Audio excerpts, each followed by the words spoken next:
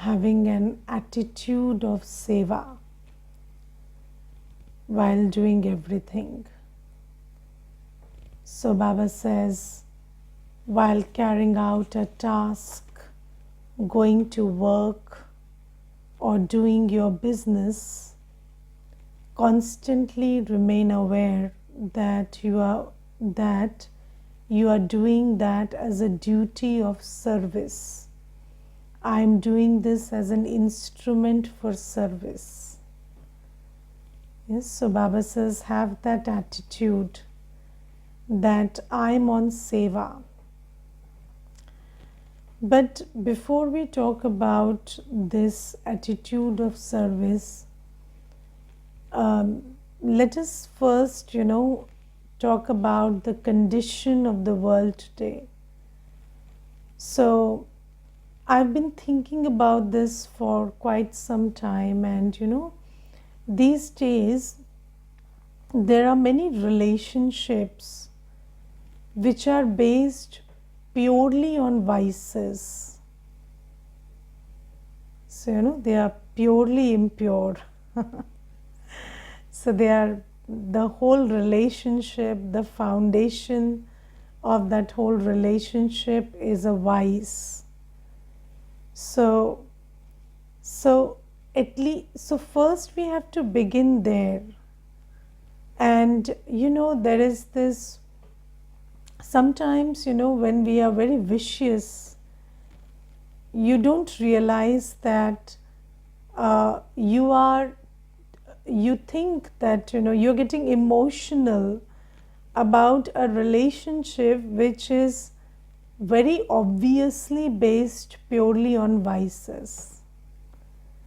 So you see that these days people have relationships of lust, relationships based on greed, relationships based on feeding each other's ego.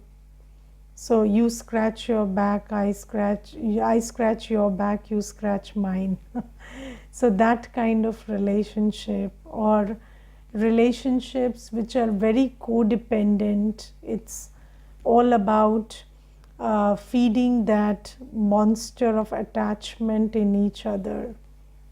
And what we have to understand is that these relationships are meant for doom. So these relationships can never benefit anybody, or they can never end up in happiness. So first things first is, when you enter into these kind of relationships. So I will tell you one thing, there's this one brother, and he's part of this community called business networking, and so they are networking for business. And the thing is that they give each other business.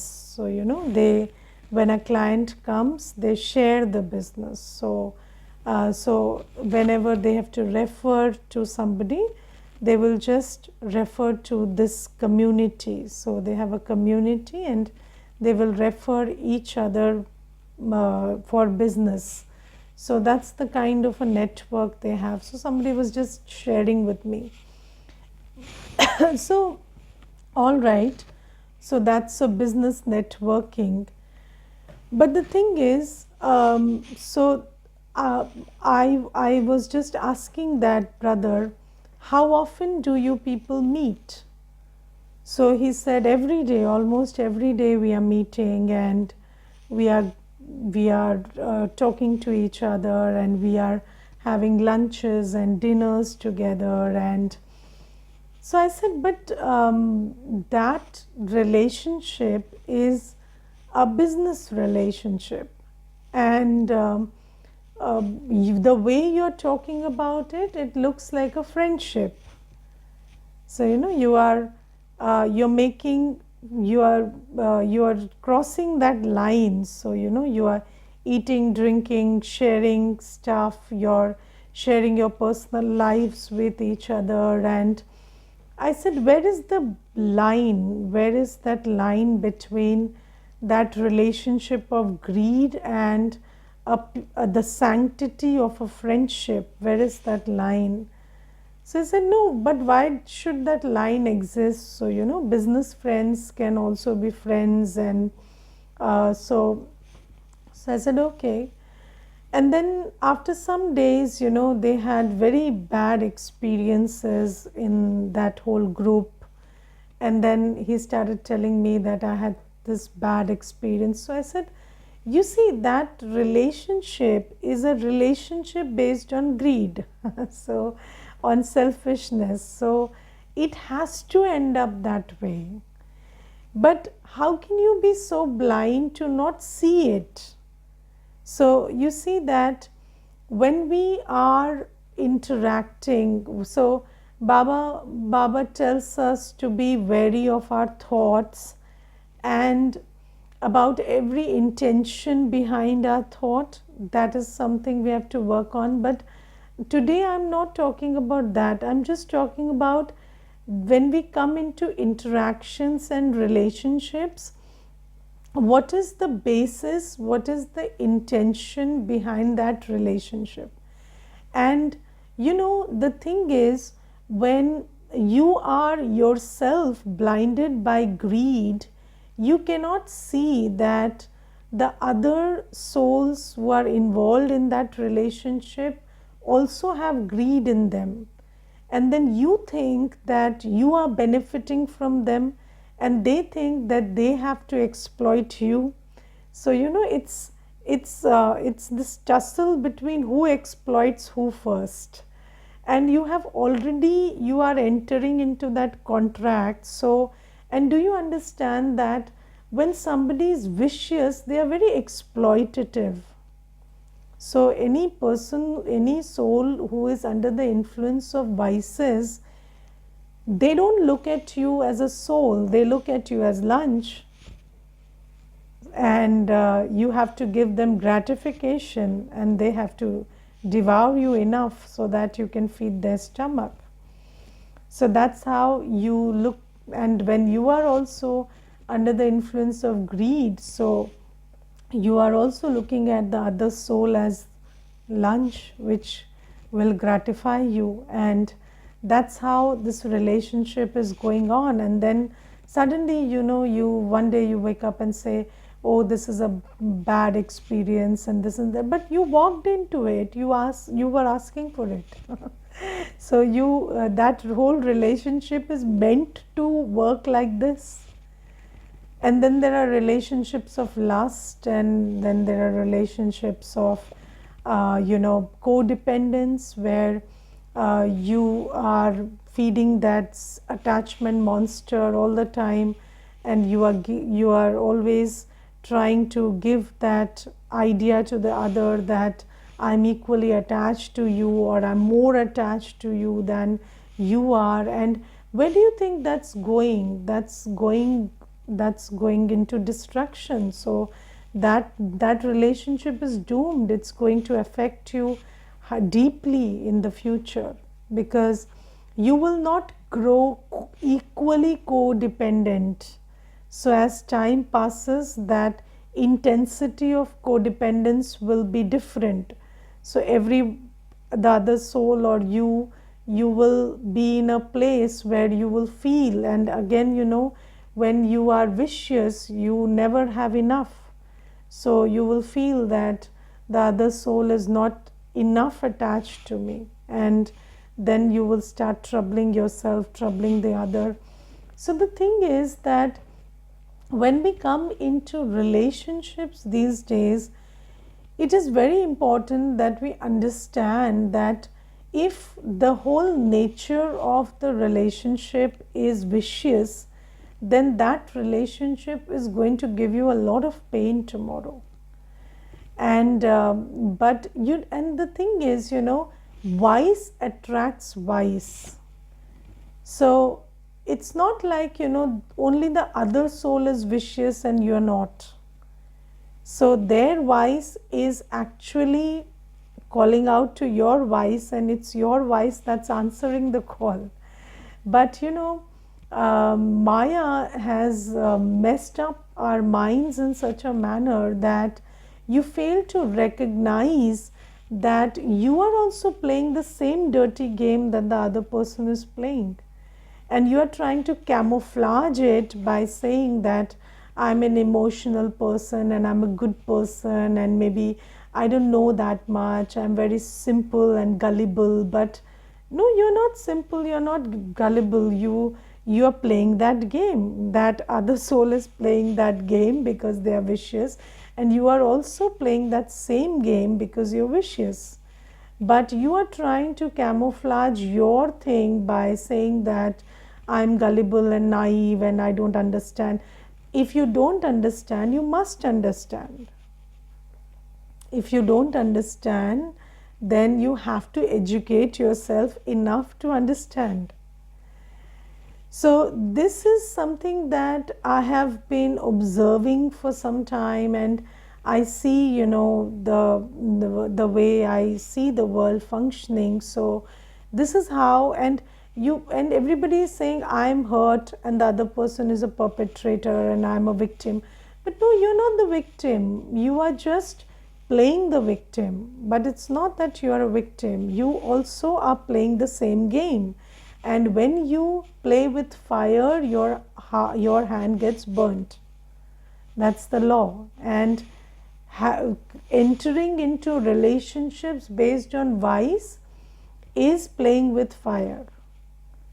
So, and you have a relationship where somebody is just being your doormat because you are in a powerful position and you are enjoying it like anything, because that one is feeding your ego, and you are saying that you are a kind person and a compassionate person, and on the one hand what you're relishing is that feeding of ego, and then you are just not admitting it, and then suddenly you are in a very bad space where that same person who was feeding your ego becomes a source of hurting your ego, because they are also doing the same thing which you are doing, but you are not seeing the game you're playing. So you have to ask yourself, what is the foundation of my relationships with souls? Because Baba says that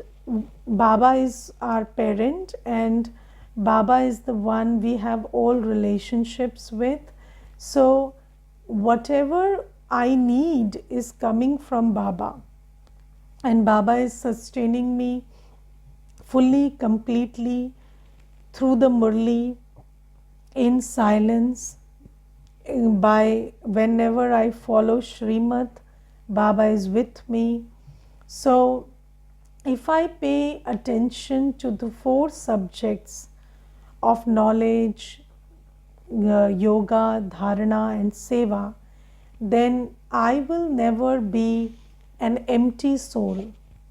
And these paying attention to these four subjects is precisely the method to fulfill yourself, with Baba's light and might. And when I'm a full soul, then whenever I come into interaction with any soul, I interact, the only space from which I come is that of a giver.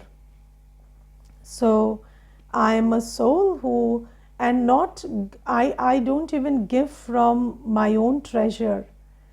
I give what Baba gives to me, and I am just an instrument. And when you have that clarity, even if somebody has other intentions, doesn't matter.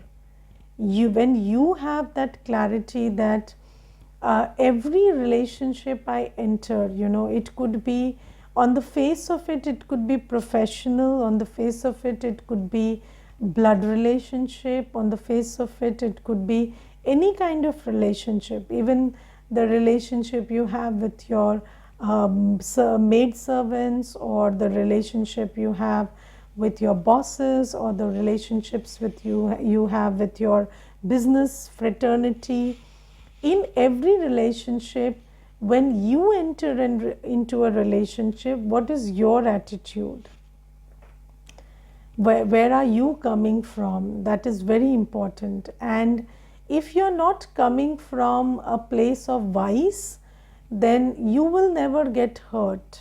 You will never feel exploited. You will never feel, what do you say, that somebody broke your trust, or you will never feel betrayed. So this feeling of betrayal, this feeling of sorrow, everything comes from that inner space where you enter into a relationship with vice. And Baba says that until you have all relationships with Baba, and until you spend all your day with Baba, the father, the teacher, the friend, the guide, the beloved, so you have to have this deep relationship with Baba, where I, the soul, am nurtured with Baba's sustenance. And that can only happen when I am doing everything on Shrimat. So whether it is, so my timetable, my mind table, my whole day plan is according to Shrimat. And when I'm doing that, I'm full from inside. And when I am full, then when I come into a relationship, I'm not coming from a place of neediness, and I'm coming from a place of being a master bestower or a server. And when you come from that place, then you also invoke in the other that part of them which needs spiritual sustenance.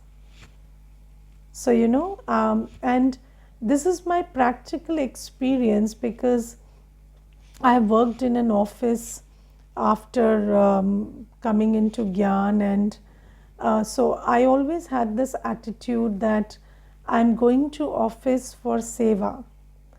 And of course the uniform and the badge helps, so it helps you maintain that attitude that I'm here for seva. And it has been my personal experience that when I saw everybody as a soul who needs Baba's love, Baba's guidance, Baba's knowledge, so and giving them whatever they need in the right way and at the right time, so when I always looked at them like that, they also looked at me as somebody they could reach out to in times of spiritual need.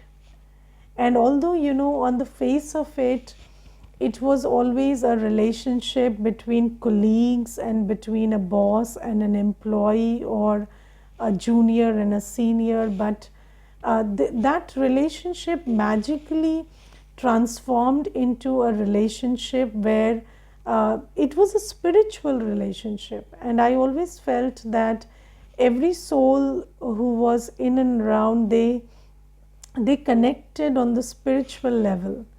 And there was a sharing which of the nature that happens in the center. So when somebody comes to the center, they do that sharing which they do with Baba.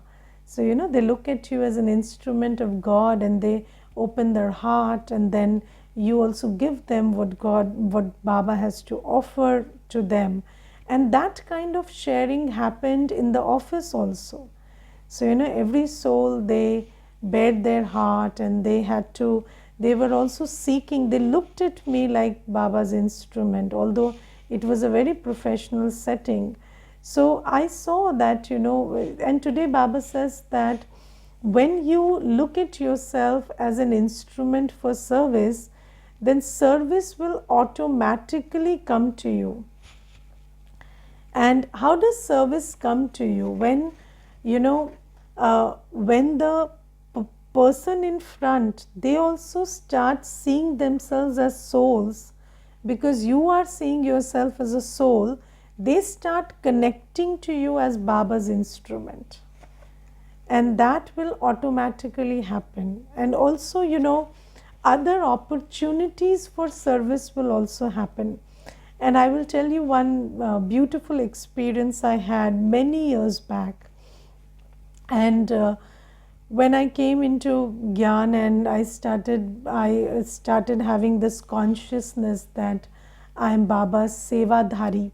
So do you have this consciousness that I am Baba's Sevadhari? And do you have this consciousness that never will your 1 second, your one thought, or your one step be without seva? So wherever you are, whatever place you are in, or whatever context you are in, Baba will always make you an instrument for seva.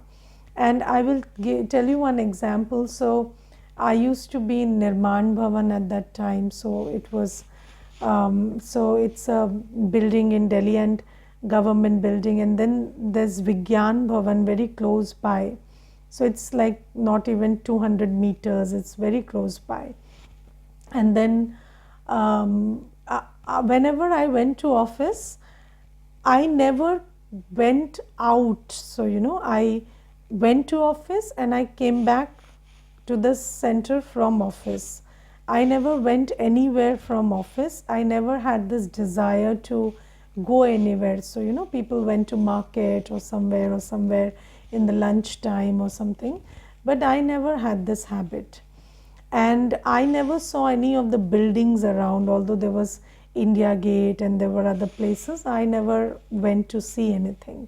And I was new in Delhi also, but I never felt the need to explore. And then, there were friends who would keep telling that let's go and visit this place or that place. And I would always say, no, let me do my work and you people go and come. And then, one day I went to office and I had this deep, calling that I have to go to Vigyan Bhavan. And it was like something was just gnawing at me that just go to Vigyan Bhavan. And I told my friends, let's go to Vigyan Bhavan. And they said, we are not going anywhere with you because you don't go anywhere with us. So you go wherever you have to go and we are not going anywhere with you. So I said, okay, so please take me to Vigyan Bhavan. I said, how many times do I have to say please? Because I don't know how to get the permissions and all. So you people please arrange something and please do something. So I begged and pleaded, and then they made the arrangements, and then we went to Vigyan Bhavan. And when we reached the gate, there was one brother. He was a BK and he was in white clothes and wearing a badge, and he just saw me and he said, so you came, Didi? So I said, do we know each other? I don't remember, I don't recognize you. So he said, no, we are meeting for the first time, but I want to tell you that I have brought some gifts for Baba, and I'm here on some other task, but I have a bag of Baba's gifts with me, and there is a conference going on, and I have taken the permission to distribute Baba's gifts to the dignitaries. But I had this thought that if instead of a brother there was a sister doing this, it would be very nice. And so I gave that thought to Baba, and I just stood on the gate, and I knew that Baba would send somebody. And then he said, so I said, where is that thing, that distribution going on? So he said, you come with me and I will tell you where we have to give the gifts. And so I went with that brother, and then my friends were left behind, and they complained that, you came, we took all the permissions, and now you will not even see the building, you will again go and do something else. So anyways, that was another thing. But then I left everybody and then I went, and it was a very good seva, because all the dignitaries, they received Baba's gifts and Baba's message there, and it was all of a sudden. And this is why, when Baba says that when you look at yourself as Baba's instrument, and when you have this surrendered attitude that Baba, never should my thought, my time, or even one step I take be without seva. So even if it's not planned, even if you are not expecting it, Baba will use you for seva in some way or the other. And again, slowly, gradually, there was this whole class in the office which we became instrument for. And so, it is the intention, it is that surrendered attitude that converts every place into a seva sthan. And Baba says you don't have to shift your place. So, it's not like if you come and live in the center only you will do seva. So, and I'm not sure whether, if you live in the center you do more seva, because, in the center also not everybody does equal seva. So even in the center you serve with your attitude. If you have the attitude, you will do seva wherever you are. If you don't have the attitude, even when you come to the center, you might not do seva. And there was this one sister, she told me, I want to live in the center, I have love for Baba, I have love for this and that. And then I was told, okay, you come, stay some days and then we'll see. So she came, and then she would sit on the bed all day and say, I want coffee, I want tea. And then she would say, where do you send your clothes to iron? I will also send it there.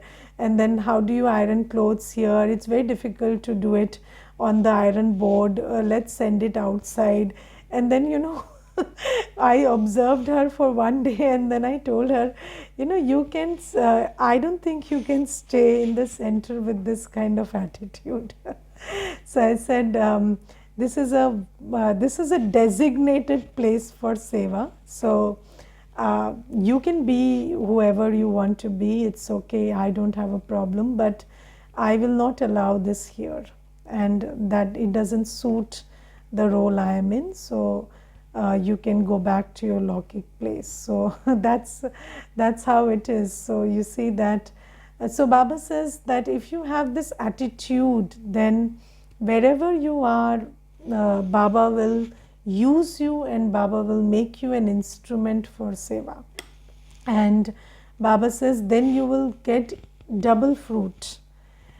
Double fruit, because whenever you do Baba's seva, or I think whenever you follow Baba's Shrimat, so seva is also not a very clear thing. So sometimes you think you're doing a lot of seva, but that's not seva. But sometimes you don't understand you're doing seva, but that's seva. So I don't know whether I can explain that, but that's an experience. So when you have this attitude that you are a sevadhari and you are on Baba's Shrimat, then you are always feeling happy. So this fruit of happiness is something that Baba gives you. Let me give you a very simple example. Let's say you are observing someone, and they are doing something which you don't like. But then you remind yourself that no, this is Baba's child, and I cannot have thoughts which are other than good wishes and good feelings for the soul. So just when you stop yourself from having those thoughts, and you have this attitude where you talk to them lovingly and tell them that don't do this, do it this way. So just that one step when you take, you feel so happy. And if you just give in to that temptation by Maya to just talk rudely at that time, so Maya will tempt you that you have every right to be rude, this person is not doing their job, or they are just they are taking everything for granted, they are not doing what they are supposed to do. So these kind of thoughts Maya will give you. But then if you just take this one step, little step, that no, I am not I do not have the right to speak rudely to anybody or have negative thoughts about anybody, come what may. Even if they don't create their fortune, none of my business. So you calm yourself down, and then because communication is needed and work needs to be done, you talk to them lovingly and you tell them, you have to do this and do that. So even when you do this much, that will give you a lot of happiness. So whenever you follow Baba's Shrimad, you get happiness. You get up in the morning, Amrit Vela, even if you have not meditated, you just get up, you're feeling happy because you've followed Shrimad. And when you sit through Amrit Vela, you feel happy. One day you sleep, you lose your happiness because that's against Shrimad. So Baba says, whenever you follow Shrimad, there are two things happening. You feel happy instantly, and the second thing that happens is you are creating your fortune, because Shrimad, acts done on Shrimad are Sresht Karma, and Sresht Karma will definitely create your fortune. So this is something that Baba is telling. And then Baba says that when your intellect remains busy in having remembrance and doing service, you will constantly continue to enjoy the fruit. And then the most important thing about having this attitude of seva and this double lock of seva and remembrance is that Maya cannot enter. So, you will always be safe from Maya and you will feel happy. So this is something. And then today Baba says that, so I told you about discerning relationships which are purely based on vice. And then there are relationships where, it's not a completely vicious relationship, but we are all vicious. So, so there are traces of vices in all of us, and then nobody is perfect. So then everybody has sanskars, and whenever you come into interactions and actions, sometimes you have to work on your sanskars, of course, but sometimes the other one is under the influence of a vice. And then what do you do about that? So you just save yourself at that time. So Baba today says, if somebody is under the influence of the evil spirit of anger, then you protect yourself at that time. And I have shared this earlier also. There was this one sister who said that one day her brother-in-law got very angry, and she said that when he was very angry, I went close to him and I was just asking him to calm down, and what he did was he tore my clothes. He was so angry that he just took me by the collar and he just ripped my clothes. And because her husband, the brother, he was also standing there, so that became very bad, because then her husband started beating the brother-in-law. So then it became a very big scene, and then she came to the center and she started saying that, Didi, he was in anger and I thought I should just give Baba's drishti and calm him down. So I said, and Baba's drishti only reaches 5 millimeters, is it? You have to go so close to that person and give Baba's drishti. Who told you to engage with a soul who is under the influence of the evil spirit of anger? Nobody does that. So when somebody is angry, that's not the time to go and share gyan and give drishti to that soul. You go and enter your room and lock it up. That's what you do when somebody is getting angry. And you remember Baba, you read your book, you listen to your class, and let them do what they want to do. You don't think about them at that time. And then when they are done with that whole drama, then when it's a good time, then probably you can talk or do something about it. But that's not the time. You don't go and engage with somebody who's getting angry and engaging in violent behavior. This is something we have to know, this is basic. So Baba says, never engage with anybody who is under the influence of anger or lust, or you don't have to think about them at all. You don't have to think about how they are feeling or what they are doing. They are doing what they are doing, and whatever is destined in the drama, you go and save yourself. And I think, when it's about anger, you have to physically also distance yourself. It's not just, you just withdrawing your intellect is not enough. Physical safety is also important at that time. And then Baba says about the evil spirit of attachment. And Baba says, if somebody has the evil spirit of attachment, and when somebody, when the evil spirit of attachment enters somebody, then they lose that whole self-awareness that, I am responsible for my feelings and my situation and my state of mind. And they will try to give that idea to you. They will cry, do everything to make you feel that you are responsible for how they are feeling.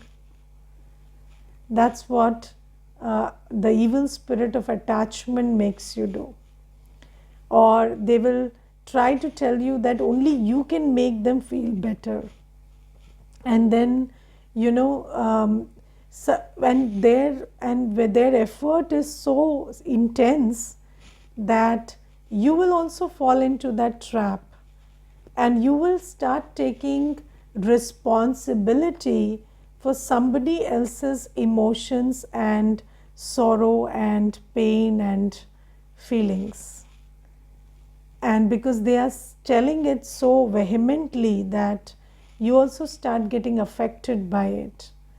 And then you start also forgetting that everybody is a master of their own destiny, and you start taking the ownership or the liability of sorting somebody else's emotions.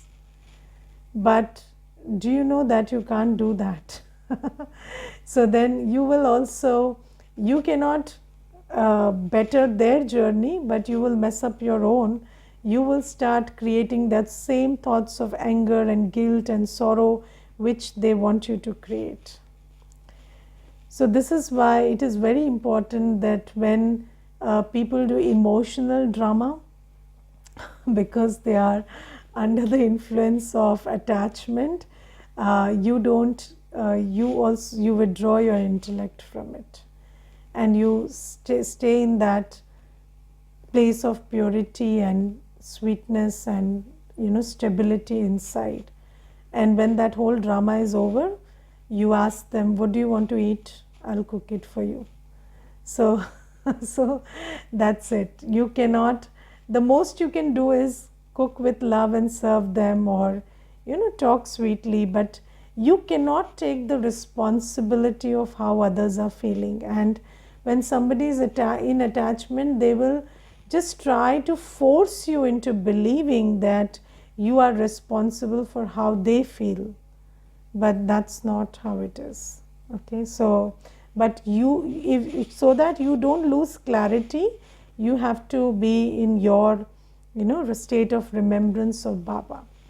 So this is today's Murli. Om Shanti.